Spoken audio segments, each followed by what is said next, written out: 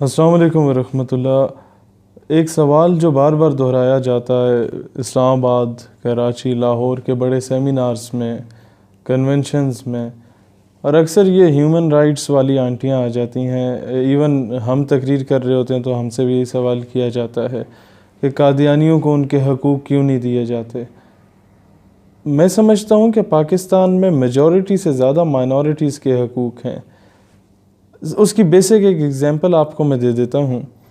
کسی بھی مائنورٹی کو دیکھ لیں، مائنورٹی میں چاہے وہ غیر مسلم یا کافر جنہیں کہا جاتا ہے، ان میں سے آپ ہندوؤں کو دیکھ لیں، سکھوں کو دیکھ لیں، قادیانیوں کو دیکھ لیں، یہودیوں کو دیکھ لیں، عیسائیوں کو دیکھ لیں، تو پاکستان میں انہیں اتنے حقوق دیے جاتے ہیں کہ شاید مسلمان خود کو مائنورٹی میں سمجھنا شروع ہو جائیں کہ یار ہم یہاں پر بہت کم تعداد میں موجود ہیں۔ اب کیسے حقوق دیے جاتے ہیں؟ آپ یہ دیکھیں کہ ایک کرکٹ میچ ہوتا ہے تو اسٹیڈیم کے آس پاس کی تمام مساجد کو 3-4 دن سے بند کر دیا جاتا ہے کہ جناب سیکیورٹی کنسرنز ہیں۔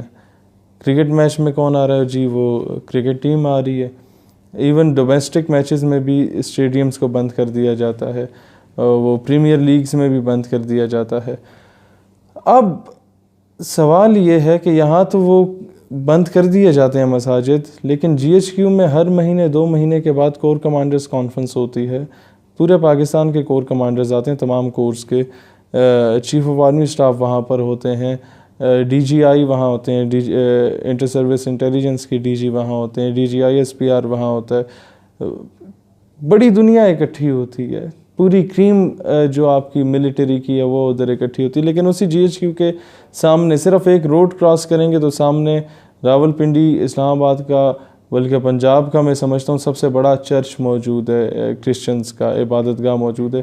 اس کو تو کبھی بند نہیں کیا گیا کہ جناب سیکیورٹی کنسرنز ہیں، اور میں سمجھتا ہوں بند ہونا بھی نہیں چاہیے۔ ان کی عبادت گاہ وہ اپنا کریں، ہمیں تو ہمارے مذہب نے کہا ہے کہ آپ سب کو اجازت دیں۔ اب بات یہ ہے کہ پھر آپ دیکھیں 25 دسمبر کو یوم قائد ہے، اور 25 دسمبر کو عیسائی جو ہیں وہ حضرت عیسیٰ علیہ السلام کا یوم ولادت مناتے ہیں۔ اب اس 25 دسمبر کو آپ نے نہ تو اب ہمارے ملک کے صدر مملکت کو مزار قائد پہ دیکھا ہوگا، نہ جوائنٹ چیف کو دیکھا ہوگا، نہ D G I S P R صاحب کو دیکھا ہوگا، نہ آپ نے آرمی چیف کو دیکھا ہوگا، نہ آپ نے وزیر اعظم کو دیکھا ہوگا، نہ آپ نے کسی لوکل وزیر شزیر کو، نہ آپ نے ایون وہ وزیر اطلاعات جو ہوا کرتا تھا وہ اس کو بھی نہیں دیکھا ہوگا۔ کوئی بھی مزار قائد پہ نہیں گیا، لیکن یہ تمام لوگ انکلوڈنگ یور مذہبی امور کا جو وزیر، all of them were present in different churches۔ مختلف عیسائیوں کی مختلف عبادت گاہوں میں وہ لوگ موجود تھے، وہ ان کے ساتھ اظہار یکجہتی کر رہے تھے۔ اب میں کہتا ہوں کہ یار اور آپ لوگوں کو کیا رائٹس چاہیے؟ اب آ جاتے ہیں قادیانیوں کے رائٹس کی طرف۔ پاکستان میں اگر آپ کسی بھی مذہب سے تعلق رکھتے ہیں، آپ کے پاس پورا رائٹ ہے، آپ الیکشن لڑیں، لیکن آپ کو اگر ووٹ نہیں ملتے، آپ اس قابل ہی نہیں ہے کہ آپ الیکشن جیت سکیں۔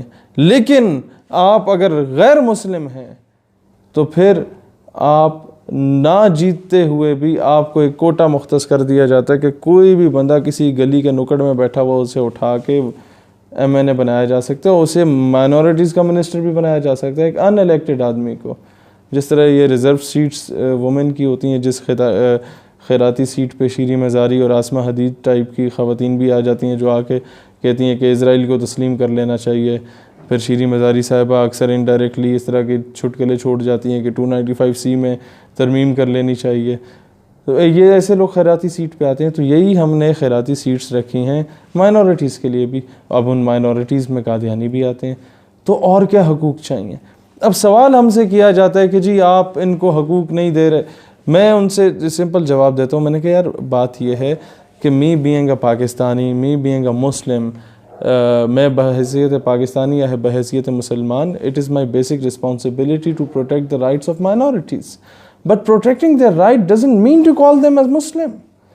ہماری ذمہ داری ہے کہ ایک مائنورٹی کے، ایک اقلیت کے جو ہیں ان کے حقوق ہیں ان کا دفاع کریں ایک اسلامی ریاست میں، لیکن ان کے حقوق کے دفاع کرنے کا مقصد یہ نہیں ہے کہ کوئی اگر ختم نبوت کا منکر ہے تو ہم اسے مسلمان کہنا شروع کر دیں۔ دیکھیں according to the basic principles of Islam, the one who does not believes in the finality of Prophet sallallahu alaihi wasallam, he is a non-Muslim.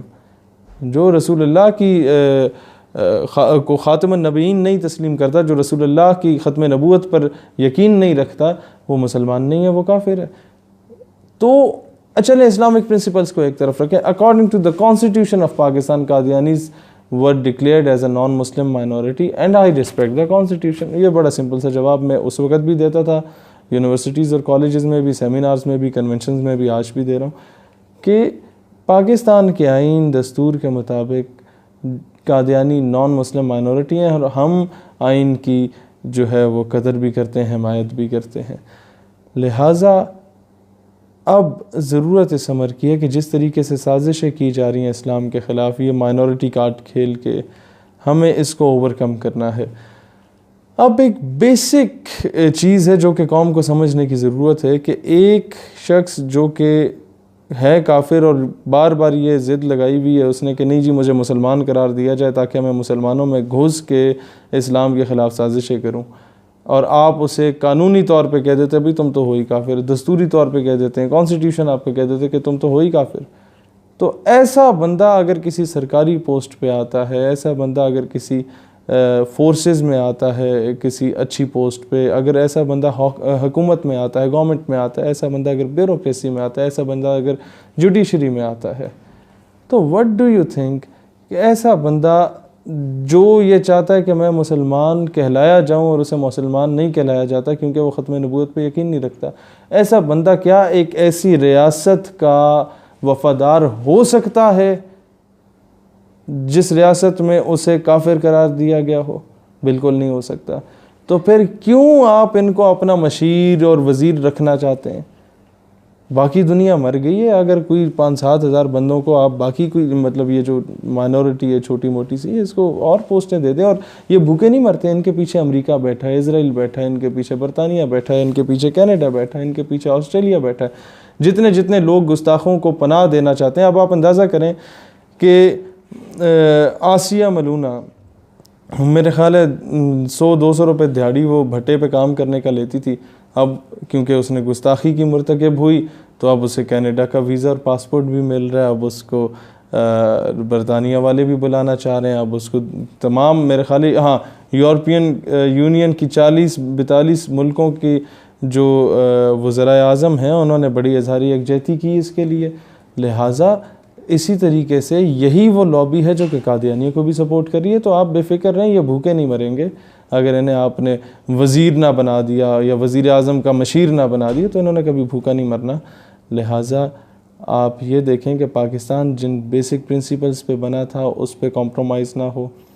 Pakistan کے تعلیمی نصاب میں جو دن بدن آ کے امینڈمنٹس ہو رہی ہیں، جو اسلامک نارمز اور ٹریڈیشنز تھے ان کو ایکسکلوڈ کیا جا رہا ہے، اس کو اوور کم کیا جائے اور ان قادیانیوں کو سرکاری عہدوں سے ہٹایا جائے. کیونکہ جب یہ سرکاری عہدے پہ ہوتے ہیں، وہ سو کالڈ سر ظفر اللہ سے لے کے جو کہ ہوا the first foreign minister of Pakistan, جس نے پاکستان کے اسلامی تعلیمی نظام کو تہس نہس کر دیا تھا اور وہ لائبریری کو آگ لگا دی تھی، اس کو میں کسی اور دن ایکسپلین کروں گا. وہاں سے لے کے آج تک جو بھی قادیانی ہمیں ملا اس نے سازشی کی. بنگلہ دیش کو توڑنے میں بھی کئی اس طرح کے مشیر تھے، وہ بات بھی آپ کے سامنے رکھوں گا، جو کہ بھٹو کو بار بار مشورہ دیتے تھے، یا کو مشورہ دیتے تھے کہ بھئی یہ ایسٹ پاکستان ویسٹ پاکستان کبھی اکٹھے رہ نہیں سکتے، انہوں الگ کرو، فارغ کرو تاکہ ہم آرام سے جی سکیں. ان کے بعد میں تو خیر اس پہ قاتلانہ حملہ بھی ہو گیا تھا، وہ بچ گیا تھا اس حملے میں اور باہر فرار ہو گیا تھا. تو ایسے لوگوں سے اجتناب کرنا چاہیے. اور وزیر اعظم صاحب آپ سے بھی کہتا ہوں ایسے لوگوں سے مشورے نہ لیا کریں. They can never ever be sincere with Pakistan. اور اسلام سے سنسیئرٹی تو بہت دور کی بات ہے، سوال ہی پیدا نہیں ہوتا. اللہ اسلام اور پاکستان کا حامی و ناصر ہو. پاکستان ہمیشہ زندہ باد.